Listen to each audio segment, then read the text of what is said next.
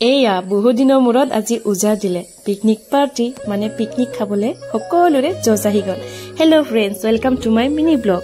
আই hope আপোনালোকে সকলোৱে ঠিক ঠাকে আছে আৰু ভগৱানৰ কৃপাত ময়ো ভালে আছো। একচুৱেলি আজি আমি বহুত দিনৰ মূৰত পইচা তুলি পাৰ্টি খাব ওলাইছো। পইচা বেছিকৈ উঠোৱা নাই, মাত্ৰ এজনক 50 টকাকৈ লোৱা হৈছে। মাত্ৰ 500 টকাৰে পাৰ্টি কৰিবলৈ লৈছো। ৰুটি বনাবলৈ আটা 2 কেজি, লগতে মাংস বনাবলৈ তেল মছলা আদি লোৱা হলে, লগতে খাবলৈ পাত্ৰ থাল গ্লাছ আৰু বাটি। মাংস 350 টকাৰ আৰু পিয়াজ জলকীয়া আদা নহৰু হালধি নিমখ এইবোৰ যে গোটেইবোৰ প্ৰতিজনে অলপ অলপকৈ ঘৰৰ পৰা লৈ আহিছো। মানে আমাৰ বহুত কম বাজেট। মাংস আৰু আটাটো কিবাকে ল'ব পাৰিলে বাকীবোৰ এডজাষ্ট কৰা যাব। এনেকুৱা পাৰ্টি আপোনালোকে কেতিয়াবা কৰি পাইছেনে? জানেনে এইবোৰতে আমি বহু সন্তুষ্ট। নালাগে আমাক দামী দামী খানা। একেলগে লগ হৈ পইচা উঠাই হাঁহি মাতি খোৱাৰ মজাই বেলেগ। আমিবোৰ যে প্ৰায়ে এনেকৈ পাৰ্টি খাওঁ।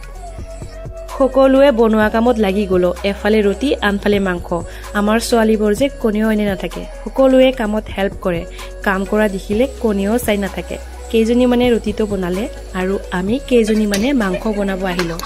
চাওকচোন, হৈয়ে গ'ল আমাৰ আজিৰ খানা।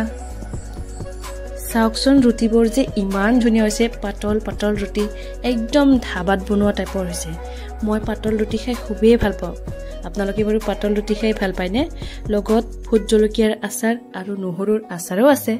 আৰু মাংসটোও যে বহুত ধুনীয়া হৈছে। এয়া চাওকচোন মাংসৰ কালাৰ।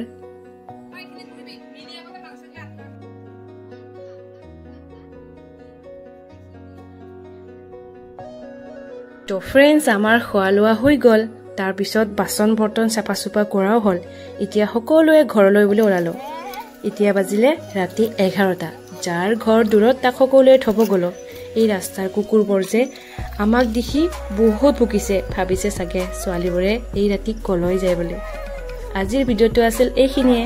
চোৱাৰ বাবে আপোনালোকক সকলোকে বহুত বহুত ধন্যবাদ জনাইছো। বাকী সকলোৱে ঠিক ঠাকে থাকক, ভগৱানে সকলোকে ভালে ভালে ৰাখক। আজিলৈ এৰিছো, বাই বাই। আকৌ লগ পাম, টেক কেয়াৰ।